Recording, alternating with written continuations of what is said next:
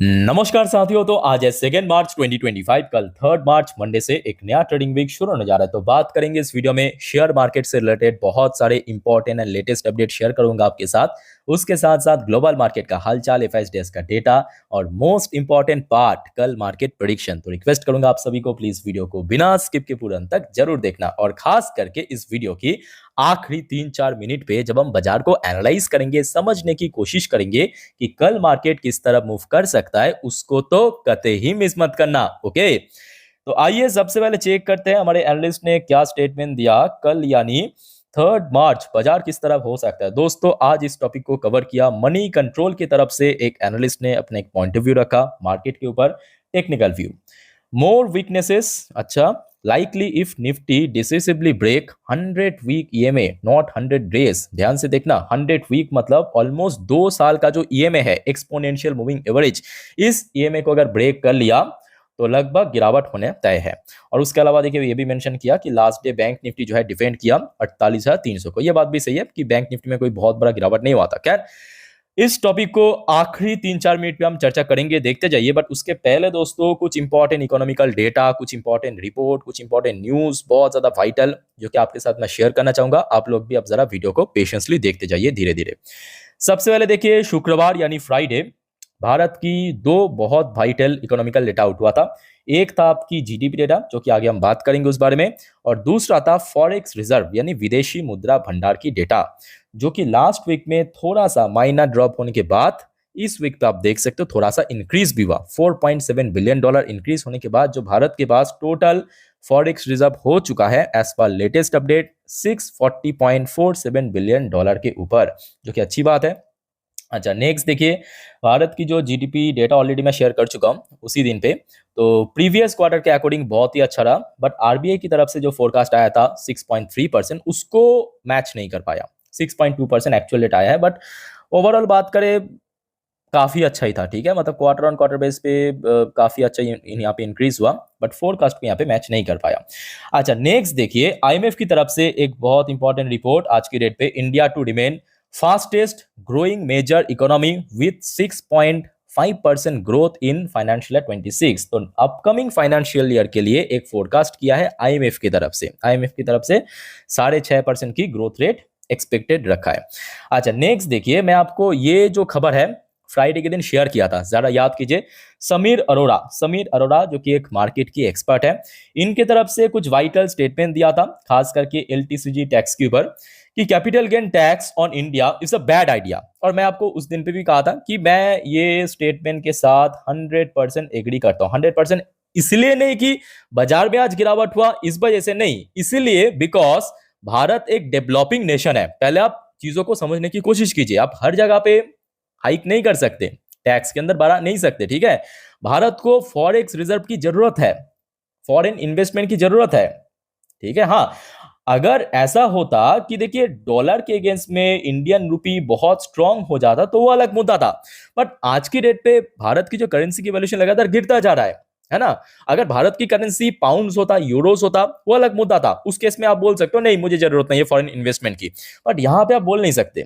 और foreign investor जो है लगातार आप देखिए सेल ऑफ कर रहा है। ये भी एक बहुत बड़ा मुद्दा है कि कैपिटल गेन टैक्स सरकार ने बढ़ा दिया।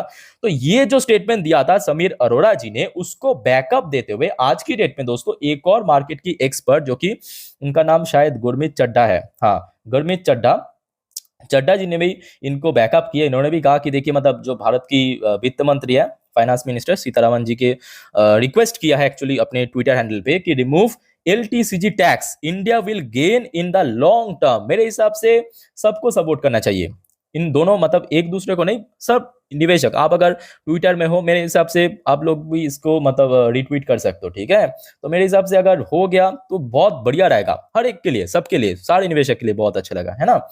अच्छा, नेक्स्ट देखिए एक और इंपॉर्टेंट रिपोर्ट आउट हुआ है, pharma giant on Trump stance. अच्छा, रेसिप्रोकल टैरिफ में make Indian generic drugs costlier in US. ये बात तो सही है, क्योंकि देखिए अगर टैरिफ बढ़ा दिया, और भारत सबसे ज्यादा जो एक्सपोर्ट करता है ना यूएस में, दो ही प्रोडक्ट करता है। एक हो गया आपका आईटी सबसे ज्यादा एक्सपोर्टर है, और दूसरा फार्मा, मतलब जो आपके ड्रग्स हो गया, आपके मेडिसिन हो गया, सिरप हो गया, ठीक है।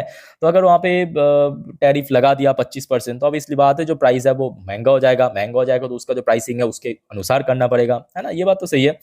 अच्छा, नेक्स्ट देखिए, एक और इंपॉर्टेंट रिपोर्ट आया है आपके अरविंद चारी की तरफ से। Foreign investor stream Indian equity holding, ये बात तो सही है, but long term prospect remain strong. चलो बहुत बढ़िया।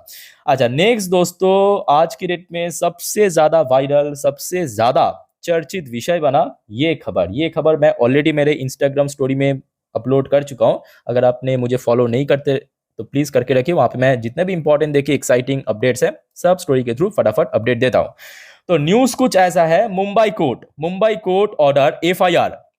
मुंबई कोर्ट ने एफआईआर दर्ज किया against ex SEBI chief Madhabi Puri Buch, नाम तो आपने सुना होगा, जिनका टेनियर था 2022 से लेकर 2025 की फरवरी तक। इनका जो तस्वीर आप देख सकते हो, ठीक है। अब इनके ऊपर मैं कुछ नहीं कहना चाहता हूं, मैं कुछ भी ओपिनियन नहीं दूंगा। जो भी देना है आप लोग दीजिए, आपके ऊपर मैं छोड़ देता हूँ, कमेंट बॉक्स खुला है, आपको जो भी लगता है बताइए। और सिर्फ इन्होंने, इनके ऊपर अकेले नहीं, 5 और भी है जिनके ऊपर दोस्तों एफआईआर एक यहाँ पे चर्च किया मुंबई कोर्ट। अब ये मत आप सोचना कि कोई इंडिविजुअल ने कोर्ट में केस किया, नहीं, मुंबई कोर्ट खुद दोस्तों यहाँ पे एफआईआर चर्च किया, ठीक है। अच्छा, इसके बाद देखिए सेबी की तरफ से भी एक रेस्पॉन्स आया है। सेबी ने देखिए उसके बाद तुरंत रेस्पॉन्स किया कि देखिए सेबी से will challenge order directing case against Madhavi बच एंड अदर्स, ठीक है। तो सेबी यहाँ पे चैलेंज कर सकता है। अब देखिए वो अलग मुद्दा है। अब क्योंकि ये केस सीधा सीधा मुंबई कोर्ट ने किया है तो आई थिंक ये मामला काफी लंबा तक जा सकता है। और एक और बात मैं बताना चाहता हूँ आप सभी को, देखिए जब आपके हाथ में पावर रहता है ना, उसका गलत इस्तेमाल मत कीजिए, ठीक है। जब इन्होंने सेबी चीफ था फरवरी तक, तो बहुत सारा इररिस्पॉन्सिबल मैं कहूँगा डिसीजन लिया गया है। आपको याद होगा आई थिंक कि जब लास्ट ईयर पे मार्च 17 या तो 18 के समय ना आके बस ऐसे ही खुल्लम खुल्ला कैजुअली कह दिया था कि देखिए मिड कैप स्मॉल कैप बहुत ज़्यादा ओवर वैल्यूड है, कभी बबल बस्ट हो सकता है, सीधा सीधा दिन गिर गया, 10-15% क्रैश हो गया था। कितना इररिस्पॉन्सिबल स्टेटमेंट था। उसके बाद एफएनओ सेगमेंट के ऊपर कर्व करना हो, है ना, बहुत सारे डिसीजन लिए गए, वो उस बारे में हम बात नहीं करेंगे। बट मुद्दे की बात यह है कि क्योंकि एफआईआर चार्ज किया है तो ये मामला काफी लंबा जा सकता है। और आपका लोगों का क्या ओपिनियन है कमेंट करके बताइए। अच्छा, अपकमिंग ट्रेडिंग वीक पे बहुत सारे और भी यहाँ पे की फैक्टर्स है, जैसे कि आप देख सकते हो ट्रम्प ने जो टैरिफ लगाया था 25% मैक्सिको एंड कनाडा के ऊपर, और ऊपर से चाइना के ऊपर भी एडिशनल 10%, वो लागू होगा 4 मार्च से। 4 मार्च मतलब परसों से लागू होगा, ओके। अच्छा, नेक्स्ट देखिए, यूएस की इकोनॉमी में बहुत सारे यहाँ पे चीज आपको देखने को मिलेगा। यूएस जॉब डेटा आउट होगा। अच्छा, FMC meeting, again FMC meeting दोस्तों नेक्स्ट वीक पे तैयार रहना, और ये सारे अपडेट आपको मैं दे दूंगा, ठीक है। इसके अलावा देखिए बहुत सारी इंपॉर्टेंट और भी इकोनॉमिकल डेटा, जैसे कि ईसीबी मतलब यूरोपियन सेंट्रल बैंक की जो इंटरेस्ट रेट डिसीजन, ये भी आउट होगा। Manufacturing service PMI data out होगा, ठीक है। यूएस की आउट होगा, चाइना की आउट होगा, यूके की आउट होगा, इवन भारत का भी आउट होगा, ठीक है। अच्छा, इसके अलावा आप देखिए चाइना की 2 सेशन मीटिंग होगा, और उसके अलावा चाइना की जो इन्फ्लेशन रेट है वो भी आउट होगा, जो कि बहुत क्रूशियल है, बहुत इंपॉर्टेंट है बहुत सारे सेक्टर्स के लिए भी।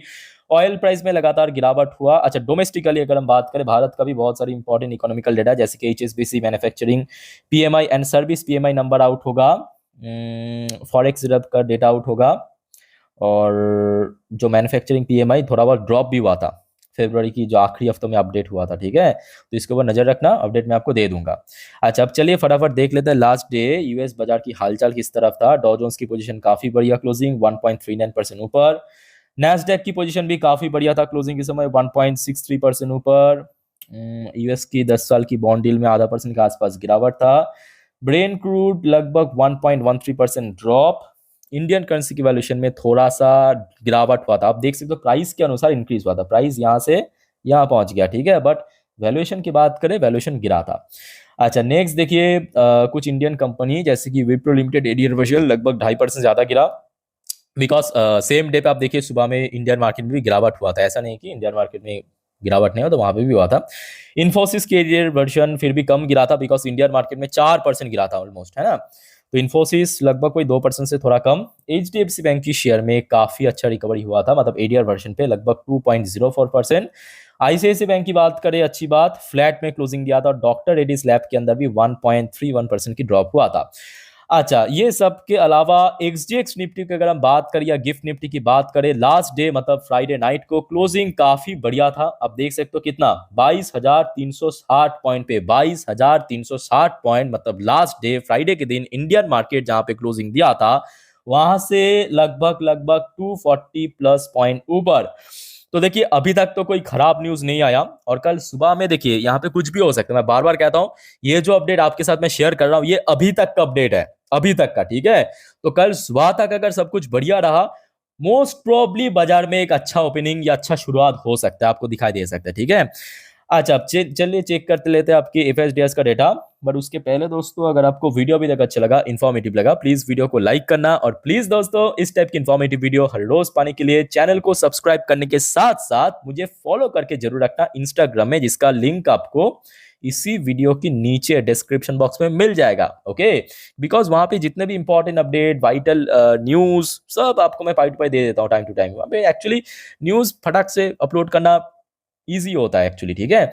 अच्छा, लास्ट डे फ्राइडे के दिन एक्चुअली एफएस द्वारा एक ह्यूज अमाउंट सेल हुआ था, 11,639 करोड़। डीएस ने भी एक ह्यूज अमाउंट परचेज भी किया था, 12,308 करोड़, ठीक है। ये लास्ट डे कारोबार था एफएसडीएस द्वारा। बाकी बात करते हैं मिडिल ईस्ट की तरफ से कोई बहुत इंपॉर्टेंट अपडेट तो नहीं है। और टीए 35 आज इजरायली टॉप इंडेक्स संडे के दिन ओपन होता है, वहां पे लगभग आधा परसेंट से थोड़ा ज्यादा 0.54% नीचे क्लोजिंग दिया, ओके। तो देखिए जितने भी इंपॉर्टेंट वाइटल अपडेट्स आप साथ में शेयर कर लिया। अब चलिए मैं आपको मार्केट एनालिसिस वाला पार्ट के ऊपर लेके चलता हूं। तो दोस्तों अभी आपके सामने मैं ओपन कर लिया निफ्टी 50 की लास्ट 3 महीने की कैंडलस्टिक चार्ट पैटर्न। अब जो बात मैं आपको बताना चाह रहा हूँ बहुत ही ध्यान से सुनना, बिकॉज देखिए इंडियन मार्केट बीच में 2 दिन क्लोज था, यूएस मार्केट भी क्लोज था। तो कल सुबह इंडियन मार्केट ओपन होने से पहले जब यूएस की जो फ्यूचर, मतलब डॉ जोन्स की फ्यूचर, नैस्डैक की फ्यूचर ओपन होगा, उसको ट्रैक कर लेना, ताकि आपको ग्लोबल मार्केट की सेंटीमेंट के बारे में थोड़ा सा अंदाजा मिल जाए, ओके। और दूसरा मैं कहूंगा, क्योंकि कल मतलब फ्राइडे नाइट को एक्चुअली यूएस मार्केट में एक बहुत अच्छा रिकवरी हुआ, तो आईटी सेक्टर के ऊपर भी नजर रखना।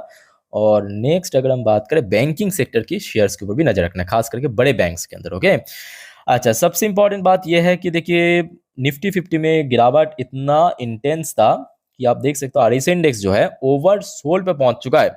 और अगर 2-2.5 पॉइंट और गिर गया ना, ये हाईली ओवरसोल्ड जोन पे पहुंच जाएगा। और मैं ऑनेस्टली कह रहा हूं कि लास्ट 2-3 साल पे पहली बार दिख रहा हूं कि निफ्टी 50 की आरएसआई इंडेक्स 22.40 पे पहुंच चुकी है। इसके पहले भी गिरावट हुआ था, जब रशिया यूक्रेन की जंग शुरू हुआ था तब इतना नहीं गिरा था, 25-27 के आसपास आके बाउंस बैक किया था, ठीक है। बट अभी आप देख सकते हो लॉकडाउन के समय जितना गिरा था उतना इतना इंटेंसिटी ज्यादा है।